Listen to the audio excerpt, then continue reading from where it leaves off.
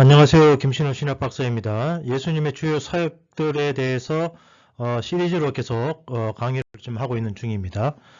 여러분들 아마 이제 Saving Private Ryan이라는 영화, 한국말로는 라이언 일병 구하기라는 우리 스티븐 스필버그 감독님이 만드신 영화를 아마 다 이렇게 보신 분들은 아마 내용을 다 이해를 하실 거라는 생각이 듭니다. 이 영화의 굉장히 간단한 줄거리를 이야기하자면은 세계 제2차 대전 때에 사형제가 미군으로 이렇게 이제 출전을 하게 되는데 첫째 형이 죽고 둘째 형이 죽고 이제 셋째 형이 죽죠. 그리고 막내인 라이언만 이제 살아남은 상태입니다. 그래서 이것을 뒤늦게 이제 국방부에서 알고 아들 하나는 살려서 보내야 된다라는 그런 이제 생각을 하게 되고, 그래서 이제 8명 정도 되는 이제 특수부대를 만들어서 라이언 일병을 구하러 가는 그런 이제 영화입니다. 그래서 여기서 이제 굉장히 유명한 이제 우리 톰 행크스가 이 주연으로 이렇게 나오죠.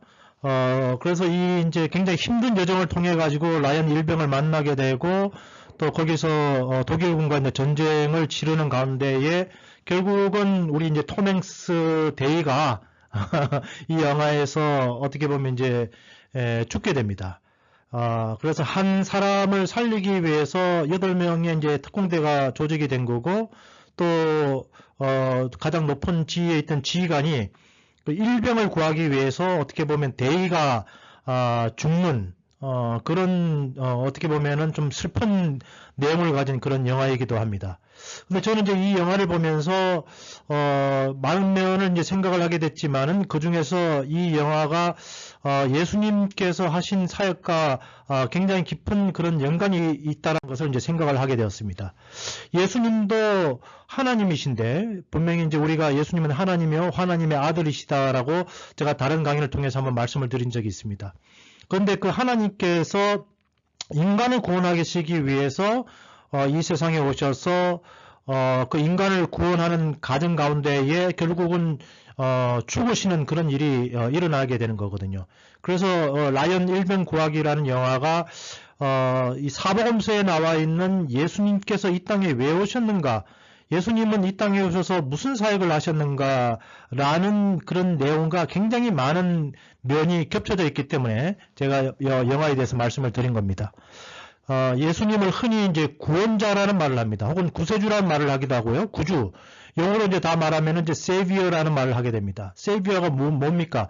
누군가를 살려준 사람이라는 뜻이죠. 그래서 어떻게 보면은 이제 기독교 용어로서는 이제 구원자라는 용어로서 이렇게 많이 이렇게 쓰게 됩니다. 예수님께서 하늘 보좌에 앉아 계셨으면 좋았을 터인데 왜 그분께서 그 좋은 영계인 하늘에 계시지 아니하시고 왜 이 힘든 육체, 고난을 받을 수밖에 없는 이 연약한 육체를 입고 이 땅에 왜 오셨느냐? 그래서 그 이유를 성경은 우리 인간들을 죄에서 구원하시기 위해서 예수님께서 오셨다라고 이야기를 하고 있습니다.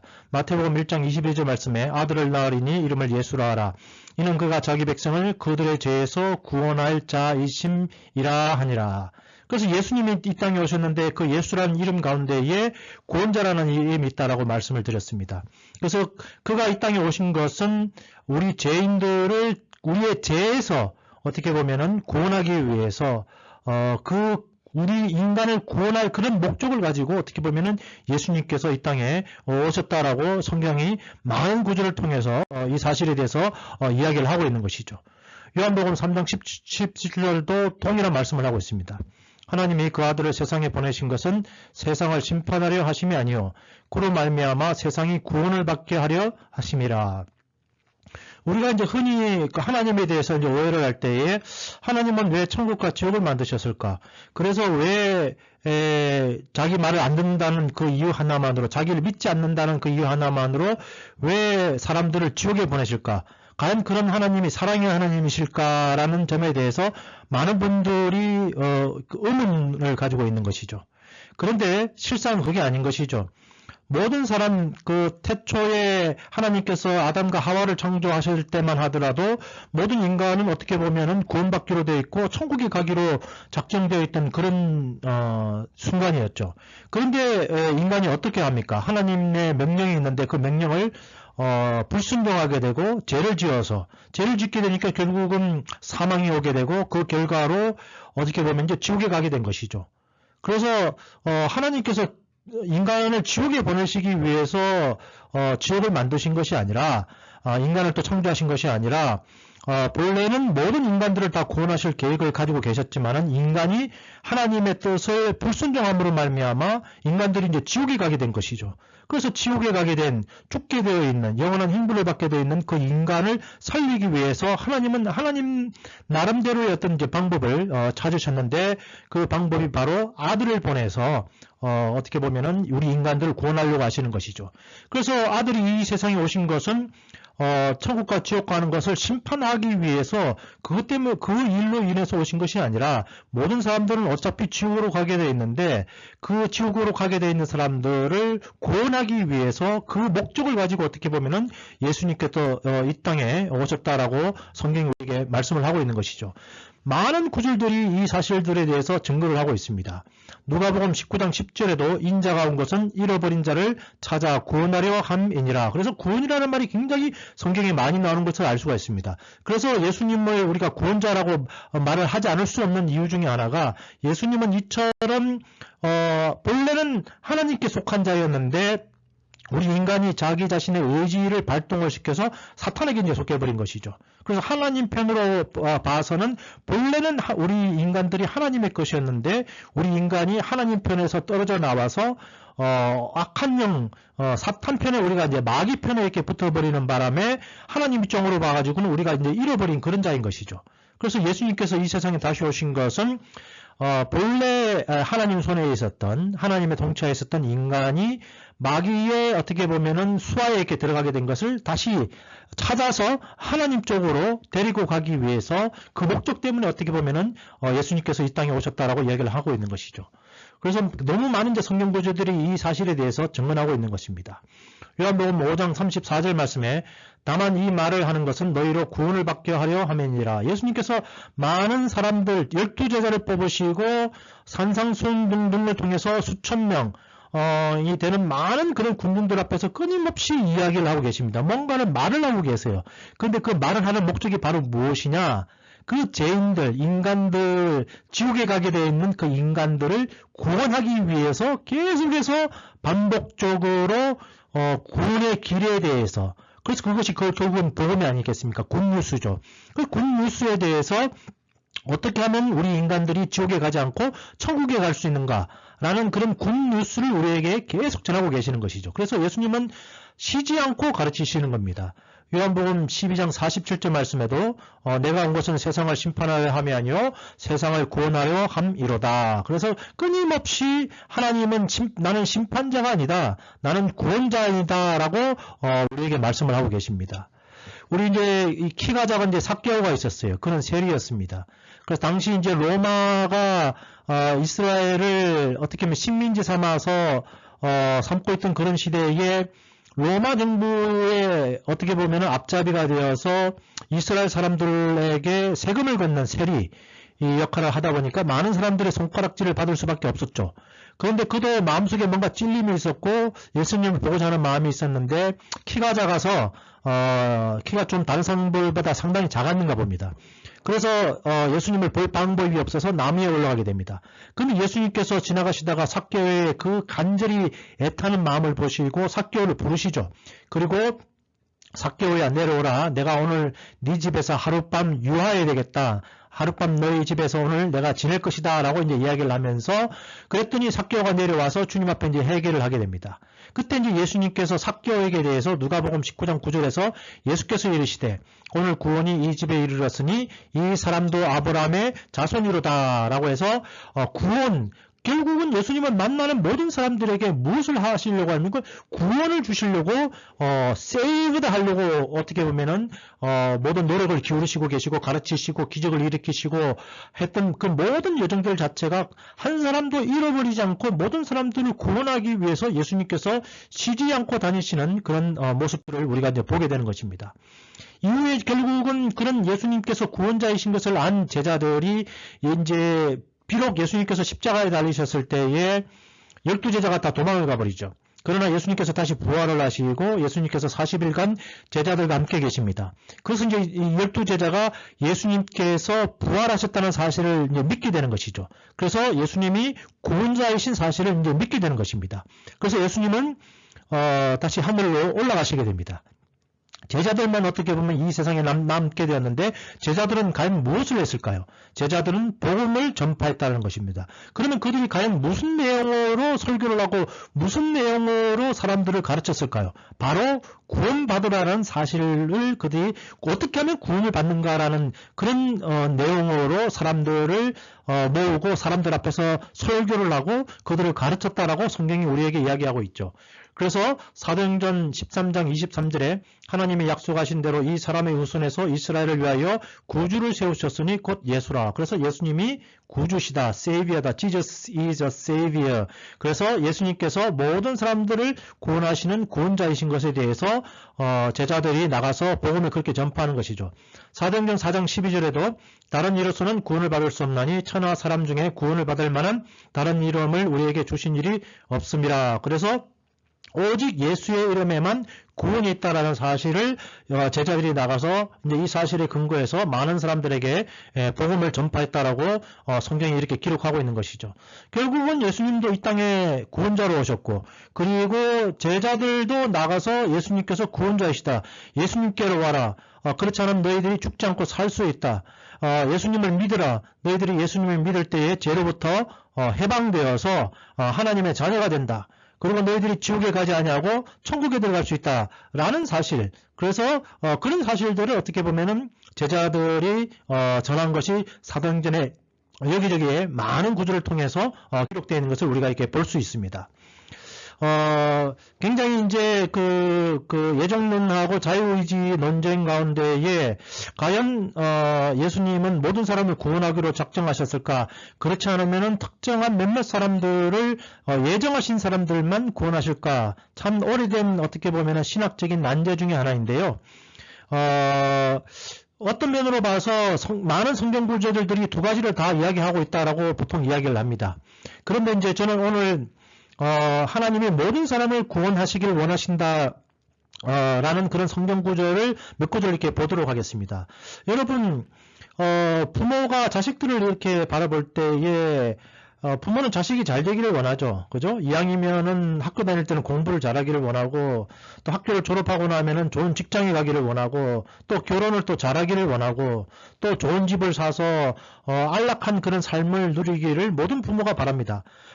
자녀에 대한 그 부모가 자녀를 이렇게 바라볼 때에 악한 것이 없습니다. 어떻게든지 내 자녀가 잘 되기를 바라는 그런 마음들이 있는 것이죠.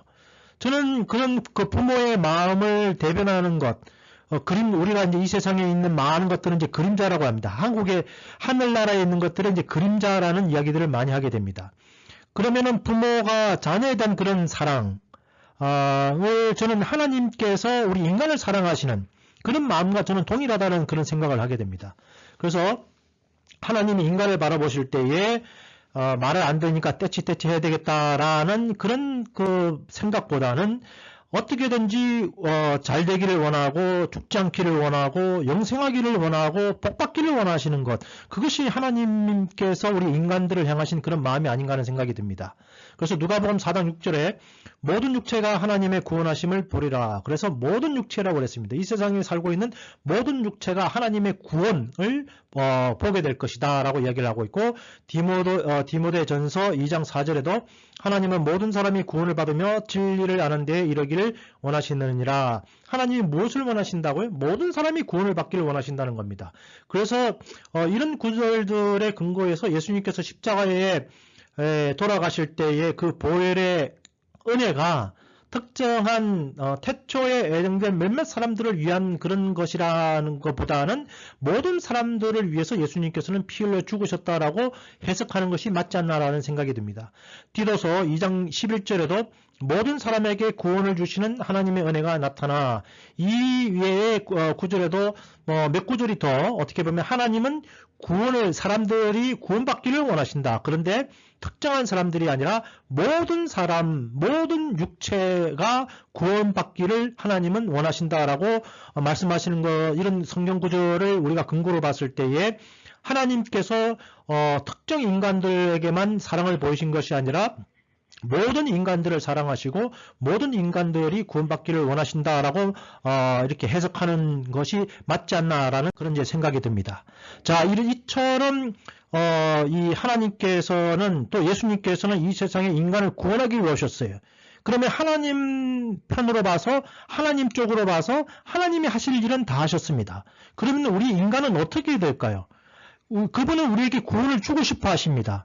그러면 우리는 어떻게 해야지 구원을 받을까요? 그래서 인간이 할 수 있는 구원을 받기 위한 요건이 있는 것입니다. 그것은 첫 번째로 예수를 믿으면 되는 것입니다.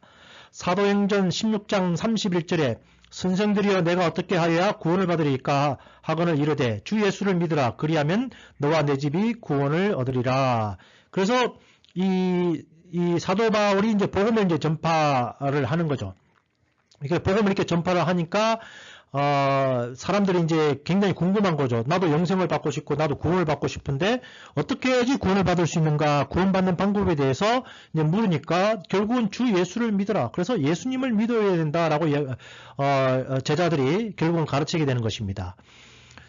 예수님이 그럼 무엇을 예수를 믿어라라고 이제 우리가 이야기를 하게 되는데, 결국은 우리가 이제 예수님의 이런 강의를 통해서 여러분들이 한번 들으셨겠지만 예수님이 하나님이시자 하나님의 아들이시요 또한 우리를 위해서 피 흘려 죽으신 분이라는 그 사실을 우리가 믿을 때에 우리가 구원을 어떻게 보면 받게 되어 있는 것입니다.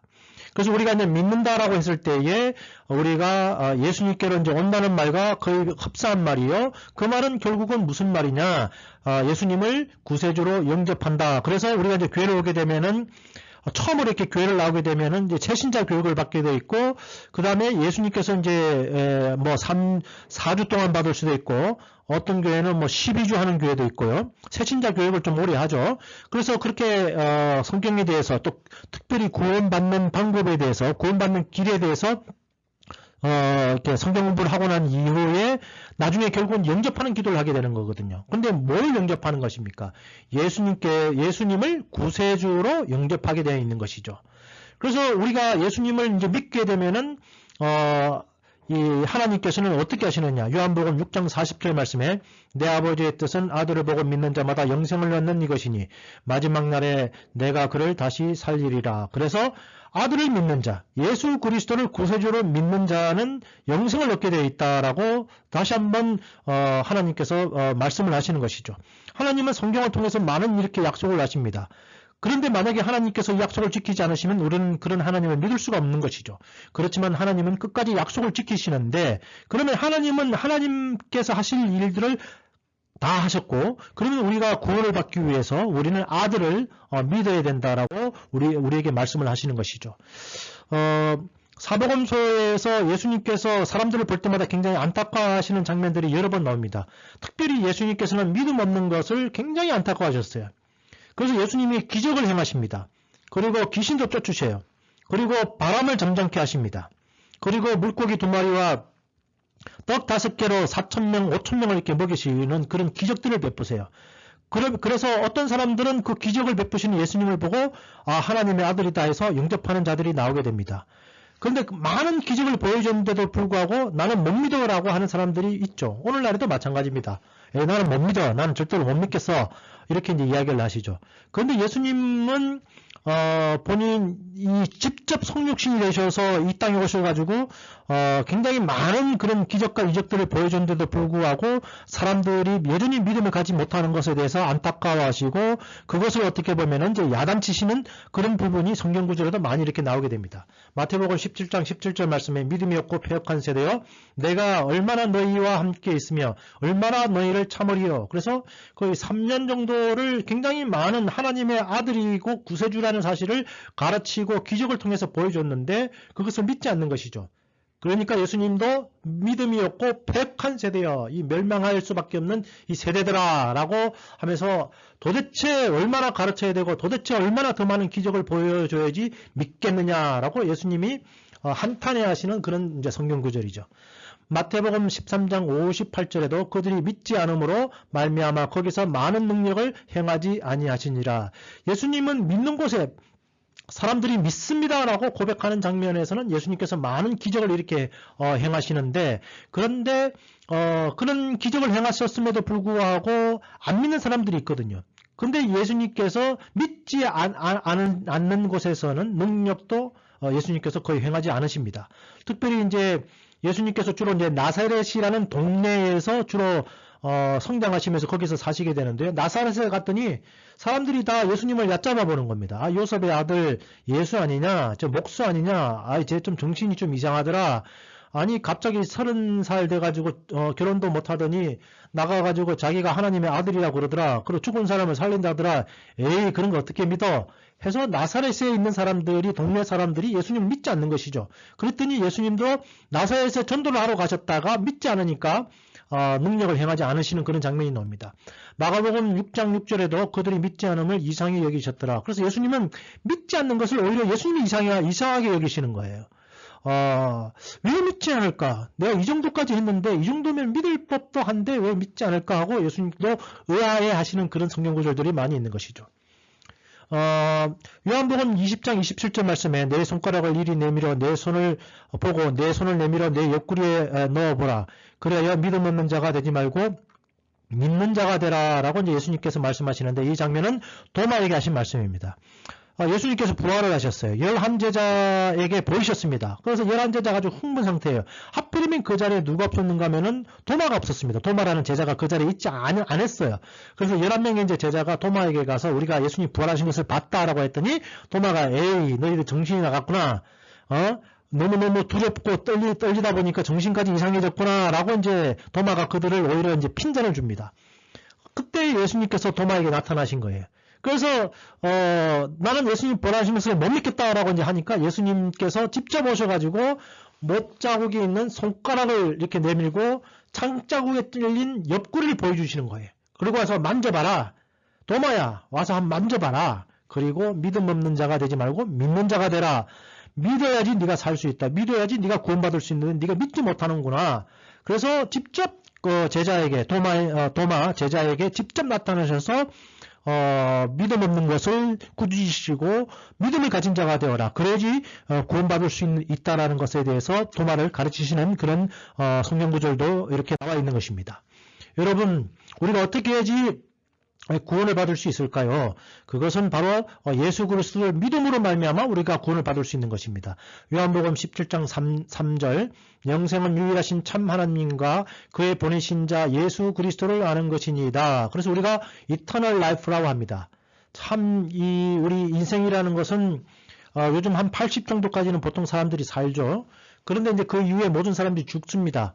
그래서 우리 80인생이라고 이제 그렇게 말을 하는데, 그러나 성경은 우리가 죽고 난 이후에 이터널 라이프가 있다라는 것에 대해서, 왜냐하면 영은 죽지 않기 때문에 나이를 먹지 않는 것이죠. 그래서 우리가 그런 이터널 라이프, 영생을 우리가 어떻게 얻을 수 있느냐? 그것은 하나님과 그의 보내신 자 예수 그리스도를 알아야지 우리가 영생을 얻을 수 있는 것에 대해서 말씀하고 있는 것입니다. 로마서 1장 17절 말씀에 복음에는 하나님의 의가 나타나서 믿음으로 믿음에 이르게 하나니 기록된 바 오직 의인은 믿음으로 말미암아 살리라 함과 같으니라. 굉장히 우리 이 종교개혁, 우리가 이제 로마 가톨릭 교회가 있고요. 마틴 루터에 의해서 종교개혁이 일어나게 되는데, 종교개혁이 일어나게 된 근원이 된 말씀이 바로 이 말씀입니다. 우리가 어떻게 해야지 살 수 있느냐? 믿음으로 말미암아 우리가 살 수 있다. 그래서 이 성경 구절에 의해서 이제 이신칭이란 말이 나오게 되는 것입니다. 그래서 이 마틴 루터가 이 로마 가톨릭 교회에서는 그 이전에 물론 이제 믿음도 물론 강조했지만은 믿음 플러스 뭐를 강조했는가 하면 고용을 해야 된다. 착한 일을 많이 해야 된다. 착한 일을 많이 하고 가끔 금식도 하고 그리고 이제 무릎으로 계단을 기어 올라가면서 피를 좀 흘리는 고용을 좀 하고 자기 몸을 채찍에 때리고 등등의 이제 고용을 해야지 구원받는다라는 것을 가르쳤어요. 그런데 이제 마르틴 루터는 이 조금 전에 읽었던 그 로마서 말씀에 믿음으로 말미암아 살리라라는 그 말씀을 묵상을 하게 됩니다. 그러면서 오직 예수를 믿음으로 말미암아 우리가 구원받는다. 살루스 크리스토스, 오직 예수, 솔라 피데. 그래서 오직 믿음. 이 이제 원리에 의해서 우리 이제 개신교, 프로테스탄트가 이제 탄생을 하게 되는 것이죠. 그래서 우리가 어떻게 해야지 의인이 되느냐? Justification by faith. 우리가 어떻게 해야지 하나님 앞에서 의로운 자가 되느냐? 믿으면 되는 겁니다. 무엇을 믿는 거죠? 예수 그리스도께서 하나님의 아들이시고 그분의 보혈이 우리 죄를 사했음을 믿고 그래서 예수님을 구주로 영접할 때에 우리가 구원받을 수 있는 것에 대해서 이야기를 하고 있는 것입니다. 그래서 우리가 구원을 받기 위해서는 예수님을 믿어야 되는 것입니다. 그리고 우리 인간 편으로 봐서 우리는 구원을 받아야 되는 것입니다. 이 그림을 잠깐 이렇게 보게 되면은 예수님께서 십자가에 달리셨을 때에 혼자서 십자가에 달리신 것이 아니라 오른쪽과 왼쪽에 있는 두 강도도 같이 함께 달려서 죽은 장면이 나옵니다. 그런데 거기서 이 오른편에 있던 이 제수가 예수님을 가만히 이렇게 쳐다보니까 한 말씀 한 말씀을 하는 걸 들어보니까 사람이 아니고 뭔가 하나님이지 않나라는 그런 이제 믿음을 가지게 됩니다. 이제 조금 있으면 죽어요. 이제 피도 많이 흘렸고 해서 이제 죽을 수밖에 없는 이 강도도 조금 있으면 죽는 거예요. 평생 어떻게 보면 착한 일은 한 번도 한 적도 없고 오죽했으면은 십자가에 달렸겠습니까? 강도로서 어떻게 보면 살인마일 수도 있고 많은 물건을 훔친 사람일 수도 있고 많은 사람들에게 해를 가해서 사형 선고를 받아도 아무도 슬퍼하는 사람이 없는 그런 아주 악랄한 그런 이제 사람이었던 것을 우리가 추정할 수 있죠. 근데 그 강도가 십자가에 달렸을 때에 주님의 나라에 이르셨을 때 나를 기억하소서라고 저 좀 구원해 주십시오라고 예수님께 빕니다. 예수님도 지금 피를 흘리시면서 얼마나 힘드시겠어요. 예, 막 목도 마르죠. 그리고 그냥 벌써 이 십자가에 달리기 전에 채찍에 엄청나게 맞아서 피를 너무 많이 흘렸거든요. 예수님도 정신이 없으신 그런 상황입니다. 그런데 우리가 예수님께서 이 땅에 오신 것은 죄인을 구원하기 위해서 오셨다라고 말씀을 드렸어요. 그래서 예수님께서는 그 힘든 상황 중에서도 누가복음 23장 43절 이 말씀을 그 강도에게 하시는 거예요. 예수께서 이르시되 내가 진실로 내게 이르노니 오늘 내가 나와 함께 나그네 있으리라 하시니라. 마지막 순간에도 살고자 하는 자, 구원받고 싶어하는 한 사람이라도 더 구원하시려고 예수님께서 그 힘든 상황 속에서도 이 말씀을 선포를 하셨어요.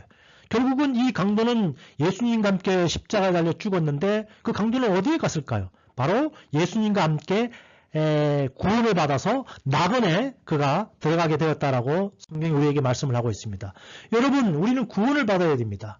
마가복음 16장 16절 말씀에 믿고 세례를 받는 사람은 구원을 얻을 것이요 믿지 않는 사람은 정죄를 받으리라. 믿지 않으면은 우리는 거기에 우리가 지은 죄에 대해서 심판을 받게 되었고 지옥에 갈 수밖에 없는 것입니다.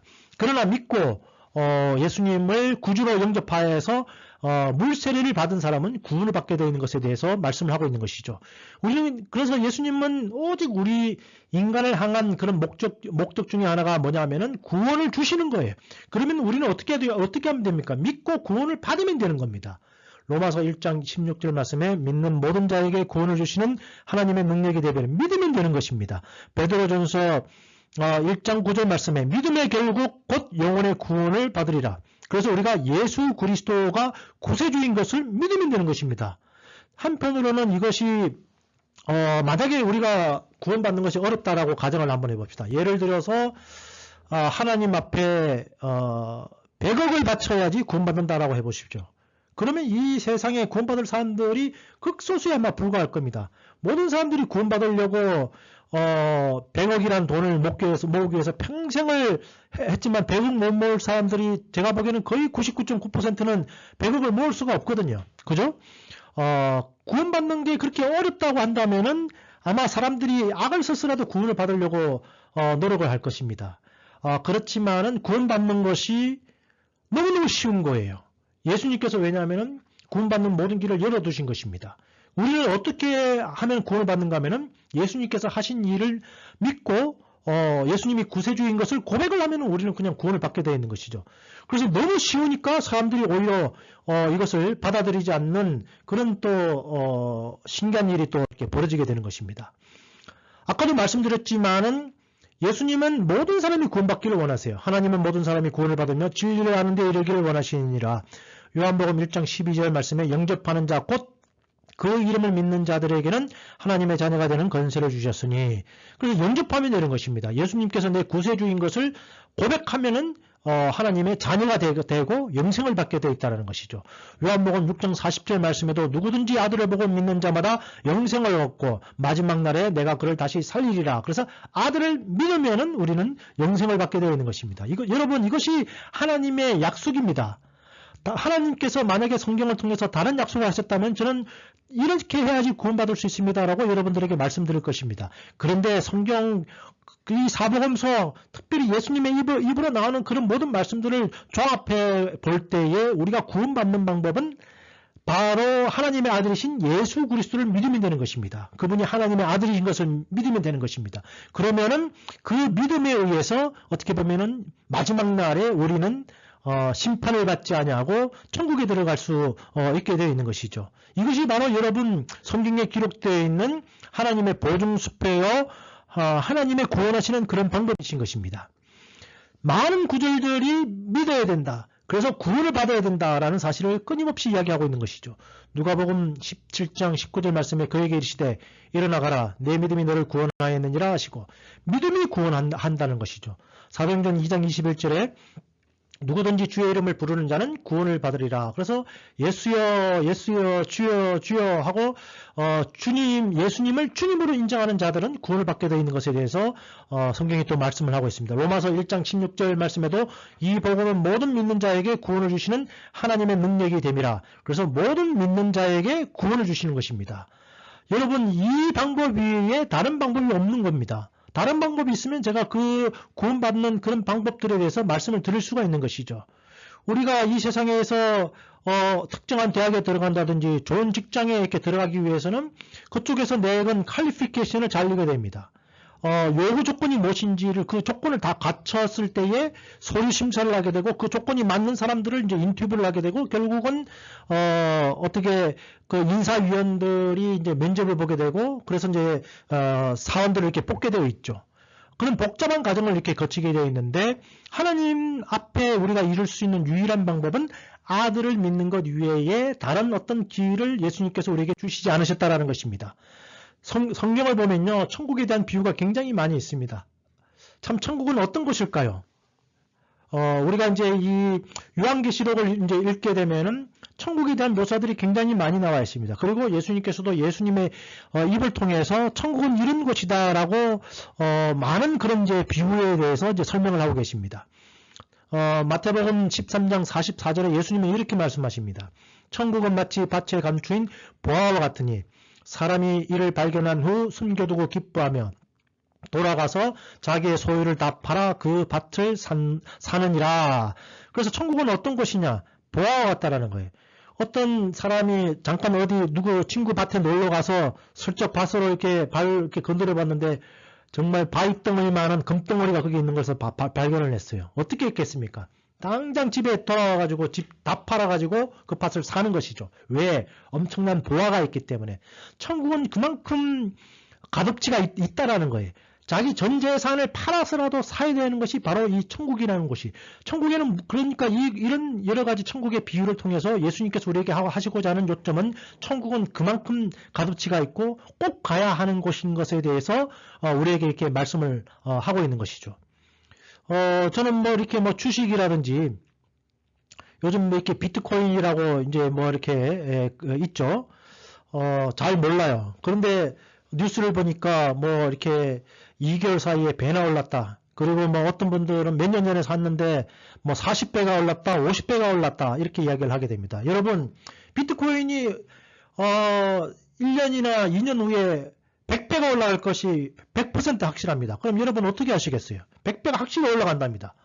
그러면 아마 여러분들 가지고 있는 건 모든 거 다 팔고 2년 동안 손가락 빨면서 100배 오르기를 기다릴 겁니다. 그러면서 배가 고프다 힘들다는 말을 절대로 하지 않을 겁니다. 왜? 2년 후면 100배가 생기거든요. 이와 마찬가지로 그러나 우리가 왜 투자를 못합니까? 올라갈 수도 있지만 떨어질 수도 있다라는 그런 불안감 때문에 전 재산을 팔아서 투자를 못하게 되는 것이죠. 그러나 성경은 우리에게 천국은 그렇지 않다라고 이야기합니다. 이거는 100배, 200배, 몇만 배의 어떻게 보면은 이득이 있는 것인 것에 대해서 예수님께서 이런 비유를 통해서 우리에게 말씀하시는 거예요. 심지어는 마가복음 9장 47절 말씀에 만일 내 눈이 너를 범죄하거든 빼버리라. 하늘으로 하나님 나라에 들어가는 것이 두 눈을 가지고 지옥에 던져지는 것보다 나으니라. 그래서 계속 죄에 빠져서 죄의 결과 사망이 오게 되고 심판을 받게 되고 지옥에 가게 되거든. 혹시 내 눈이 범죄하거든 차라리 눈을 빼버리라. 여러분 그렇다고 해서 죄 졌다고 그래가지고 눈 빼지는 마십시오. 일종의 어떻게 보면 이제 비유인 것이죠. 그래서 내 눈이 범죄하면 빼버리라. 차라리 한 눈을 가지고 하늘나라에 들어가는 것이 두 눈을 가지고 지옥에 던져지는 것. 그만큼 어떻게 보면은 우리가 볼 것 안 보고 욕심 부릴 것 욕심 부리지 않고 죄를 짓지 않고 우리가 불구인 상태로 차라리 하늘나라에 들어가는 것이 온전한 상태로 지옥 가는 것보다 훨씬 나은 것에 대해서 그만큼 천국과 지옥에 엄청난 격차가 있는 것에 대해서 우리에게 말씀하시면서 그래서 예수님께서 그 사실을 누구보다도 잘 알고 계시는 것이거든요. 그래서 우리가 또 다른 비유를 보면은 부자와 거지 나사로가 있습니다. 부자는 흥청망청하다가 지옥에 갔어요. 하나님을 믿지 않아서. 그러나 거지 나사로는 온몸에 부스럼이 나가지고 기아로 끓었어요. 개들이 와가지고 막 피부를 핥아먹었습니다. 거지니까 평생 따뜻한 밥 한 번 먹지 못하고 따뜻한 곳에 자지 못했어요. 그러나 하나님을 믿었습니다. 근데 죽고 나니까 어디에 갔는가 하면 천국에 들어갔어요. 그래서 이 부자가 지옥에 가게 되니까 너무 목이 마른 거예요. 불이 타는 거예요. 근데 죽지 않는 거예요. 그게 너무 큰 문제죠. 죽었으면 좋겠는데 죽지 않는 거예요. 그러니까 눈을 들어보니까 나사로가 아브라함의 품에 있습니다. 그래서 예수님한테 비는 거예요. 나사로의 손가락에 물 한 방울 묻혀서 내 입에 좀 떨어뜨려 주십시오 라고 이야기를 하게 됩니다. 그만큼 천국이라는 것은 좋은 것이요 그만큼 지옥이라는 것은 나쁜 것이죠. 이렇듯 성경은 예수님은 예수님의 입을 통해서 직접 그가 창조하신 천국과 지옥이 어떠한 것인가를 그 누구보다도 잘 알고 계시기 때문에 그래서 어떤 대가를 치른다 할지라도 천국에 들어가야 될 것에 대해서 구원을 받아야 될 것에 대해서 이런 비유들을 통해서 계속해서 말씀하고 계시는 거예요. 오늘날 다운주의 목회자들이 굉장히 많이 있습니다. 오늘날 목사들 많이 있습니다. 저도 이제 신학교를 다녔고 신학교를 꽤 오래 다녔죠. 석사과정도 하고 박사과정도 하면서 10년 이상을 이제 신학교를 다녔는데 거의 10년 다녔네요. 거기서 많은 이제 목회자들을 봤습니다. 근데 제가 하나 깨달은 사실은 뭐냐면은 목사라고 하더라도 구원받지 못할 사람들이 많이 있다는 사실을 알게 됐어요. 그런데 이것이 오늘날만의 일이 아니라 예수님 당시에 종교 지도자라고 할 수 있는 바리새인들이 있었습니다. 근데 그 바리새인들을 보고 예수님이 이런 말씀을 하세요. 마태복음 23장 13절 말씀에 하였을진저 외식하는 서기관들과 바리새인들이여 너희는 천국문을 사람들 앞에서 닫고 너희도 들어가지 않고 들어가려 하는 자도 들어가지 못하게 하는도다. 그래서 이 바리새인들이 하나님을 사랑하지 않습니다. 하나님을 믿지 않습니다. 그래서 지옥에 가게 됩니다. 근데 혼자만 지옥 가면 되는데 또 종교 지도자랍시고 맨날 해당해서 설교를 하는 거예요. 그래서 잘못된 가르침을 계속 주게 됩니다. 그래서 예수님께서 그것을 책망하시는데 너도 천국에 들어가지 않고 천국에 들어가려고 하는 사람들마저 막는 이 해칠한 무덤들아라고 해서 독사의 자식들아 하고 막 예수님도 바리새인들을 보고 역정을 내신 그런 장면들이 나옵니다. 오늘날 구원에도 다른 종교에도 구원이 있다. 다른 여러 경로를 통해서 구원받을 수 있는 길이 있다. 만약에 제가 아까 앞에서도 말씀드렸죠. 구원받을 수 있는 다른 길이 예수님께서 하신 말씀 중에서 다른 길이 있다면 저도 이미 말씀을 드렸을 것입니다. 그러나 예수 그리스도를 구주로 영접하는 것 이외에는 다른 방법이 없는 것에 대해서 말씀을 드렸어요. 그런데 오늘날 많은 목사들이 다른 방법을 통해서도 구원받을 수 있는 방법들이 많이 있다라고 그렇게 주장하는 목회자들이 있다라는 겁니다. 그 자들은 바로 이 바리새인과 같다라는 거예요. 본인도 그런 믿음을 가지고 있기 때문에 예수님의 구주를 영접하지 않았기 때문에 천국에 들어가지 못합니다. 그리고 그 밑에서 평생 신앙생활 한 사람들은 다 어떻겠습니까? 그 사람들도 어떻게 보면 천국에 들어가지 못하는 것이죠. 오늘날 믿지 않는 목사들이 너무나 많이 있습니다, 여러분. 정말 충격적인 사실이 아닐 수가 없어요. 그러나 우리가 바리새인, 우리 예수님 당시에도 종교 지도자들 가운데 그런 사람들이 있었듯이 오늘날에도 또한 그런 사람들이 또한 있는 것입니다. 성경은 그래서 이제 넓은 길, 좁은 길에 대해서 이야기하고 있습니다. 그래서 구원받을 자가 굉장히 극소수인 것에 대해서 이야기를 하고 있습니다. 좀 그림이 많이 좀 복잡하죠? 왼쪽 그림을 보면은 그 왼쪽을 이렇게 보게 되면은 길이 넓습니다. 많은 사람들이 거기를 가고 있어요. 근데 맨 왼쪽 위를 보게 되면은 어떻게 되어 있습니까? 불에 타죠. 많은 사람들이 다 그 길로 가고 있는 것이죠. 그런데 오른쪽을 한번 보십시오. 들어가는 문이 일단 굉장히 작습니다. 그리고 그 길로 걸어가는 사람들 숫자도 굉장히 극소수에 불과합니다. 그런데 산 정상에 봤더니 약간 이렇게 천사의 날개와 같은 모양이 있고 그리고 왕관이 있고 예수님이 서신 그런 모습이 보이게 돼 있죠. 이것이 어떻게 보면은 구원받을 수 있는 방법이 굉장히 쉽다라고 말씀을 드렸습니다. 그런데 너무 쉽다 보니까 사람들이 이를 믿지 않고 받아들이지 않는 거예요. 그러다 보니까 천국에 가는 사람은 굉장히 극소수에 불과한 안타까운 그런 현실이 있는 것입니다. 많은 사람들이 교회 다니지 않고 있습니다. 하나님을 믿지 않고 있어요. 넓은 길로 가고 있습니다. 멸망의 길로 가고 있죠. 설사 교회를 다닌다고 할지라도 교회 안에 뭐가 있는가 하면은 알곡과 죽정이 함께 있는 것이죠.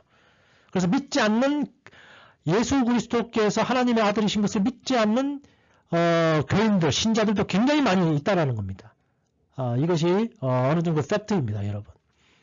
그러나 우리가 이제 결국은 삶의 종착지에 이르렀을 때에 우리가 저 불을 바라보고 갈 것이냐, 그렇지 않으면 저 빛나는 멸관을 바라볼 것인가는 이제 여러분의 이제 선택에 달린 것인 것이죠. 그래서 이 하나님을 아는 척했던 이스라엘 사람들과 교회를 다니는데 예수를 믿지 않는 사람들, 그 사람들 앞에 어떤 일이 일어나게 될까요? 누가복음 13장 28절 말씀에 너희가 아브라함과 이삭과 야곱과 모든 선지자는 하나님 나라에 있고 오직 너희는 밖에 쫓겨난 것을 볼 때에 거기서 슬피 울며 이를 가리라. 여러분, 우리가 언제 울고 울면서 이를 갑니까? 너무 불할 경우에 우리가 이를 부두둑 가게 됩니다. 그죠? 얼마나 원통했으면 그렇게 됐겠어요. 하나님을 아는 척은 했지만은 평생 교회를 다녔지만은 하나님이 살아계신 것을 모르고 죽는 기독교인들도 굉장히 많습니다. 저는 그런 기독교인들 굉장히 많이 봤어요. 장로님 중에서 그런 분도 봤고 평생 모태신앙이어서 70평생을 교회에서 보내셨지만은 마지막 죽는 순간에 천국에 있는지도 모르고 돌아가시는 분들을 저는 여러 분을 봤어요. 그런 분들이 안타깝게도 죽고 난 이후에 무슨 일이 그들에게 벌어지느냐, 슬피 울며 이를 가게 되어 있다라고 여러분 성경 구절을 보게 되면 슬피 울며 쫓겨나게 되고 슬피 울며 이를 가게 된다는 구절들이 굉장히 많이 이렇게 나오는 것을 이렇게 알게 됩니다. 그래서 안타깝게도 하나님의 목적은 인간을 향한 목적은 무엇이냐면은 모든 사람들을 구원하시는 거예요. 하나님은 모든 사람들에게 손을 뻗고 계십니다. 그럼 우리 인간은 어떻게 해야 됩니까? 하나님의 뻗으신 그 손을 우리도 움켜잡아야 돼. 우리도 우리 의지를 가지고 손을 뻗어서 우리가 모든 사람들이 낭떠러지 떨어져 있어요. 근데 하나님께서 손을 불쑥 내밀어서 이걸 잡아라. 잡으면 산다라고 손을 내미신 거예요. 그럼 우리 인간은 최소한 무슨 일을 해야 되는가 하면 그 손을 잡는 일을 해야 되는 겁니다. 근데 그 손을 잡지 않아서 많은 사람들이 멸망의 길로 가고 있는 것이죠. 그래서 안타깝게도 구원받는 자는 소수에 불과합니다. 베드로전서 3장 20절 말씀에 그들은 전에 노아의 날 방주를 준비할 동안 하나님이 오래 참고 기다리실 때에 복종하지 아니하던 자들이라. 방주에서 물로 말미암아 구원을 얻은 자가 몇 명뿐이니 겨우 8명이라. 우리가 이제 이 구약을 보면은 이제 노아의 방주, 영화로도 많이 만들어졌기 때문에 여러분들이 잘 알고 있는 그런 사건입니다. 당시에 얼마나 많은 인구가 있었는지 정확하게 우리는 알지 못합니다. 수천만 명이 살고 있었을 수도 있고 수억 명이 살고 있을 수도 있는 것입니다.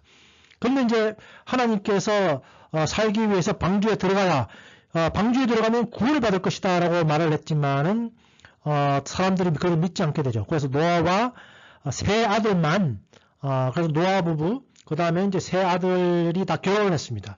그래서 그 8명만 어떻게 보면 구원을 받게 되어 있는 것이죠. 노아의 방주에 들어간 사람들은 8명이 불과하다는 그만큼 극소수만이 어떻게 보면 구원을 받습니다. 왜 그럴까요? 사실을 말하고 진리를 이야기해도 믿지 않기 때문에 그런 일들이 벌어지게 되는 것입니다. 로마서 9장 27절 말씀에도 또 이사야가 이스라엘에 관하여 외치되 이스라엘 자손들의 수가 비록 바다의 모래 같을지라도 남은 자만 구원을 받으리니 이 세상에 모래와 같은 엄청나게 많은 사람들이 살고 있습니다. 그렇지만은 끝까지 남은 자만 소수만이 구원받는 것에 대해서 이야기를 하고 있습니다. 여러분, 하나님은 우리를 구원하시기를 원하세요. 이미 우리가 그 많은 성경 구절을 통해서 그것을 이미 알고 있습니다. 그러면 우리는 구원받기 위해서 어떻게 될까요? 예수님을 믿으면 되는 것입니다. 그 결과로 우리는 구원을 받게 되어 있는 거예요. 너무나 심플한 메시지인데 솔직히 저도 많은 전도를 받았지만은 교회 다니기 전에 많은 전도를 받았지만은 그것이 믿어지지가 않더라고요. 너무 웃긴다. 하나님은 너무 편협하다. 저도 그렇게만 생각을 했습니다. 그러나 저도 하나님의 음성을 듣고 하나님이 계신 것을 알고 하나님은 이 방법을 통해서 우리를 구원하시기를 원하시는구나 해서 그 뒤로는 그 믿음에서 흔들리지 않게 되었어요. 여러분, 하나님은 여러분을 사랑하십니다. 여러분 모두에게 구원의 손을 뻗고 계십니다. 여러분들은 무엇을 하시면 됩니까? 손을 뻗어서 구원하시고자 하는 그 하나님의 손을 잡으시면은 여러분들이 구원받게 되는 것입니다. 여러분 정말 깊이 여러분들의 영생에 대해서 생각해 보시기 바랍니다. 이 강의 또 들어주신 여러분들께 또 감사드립니다. 예, 감사합니다.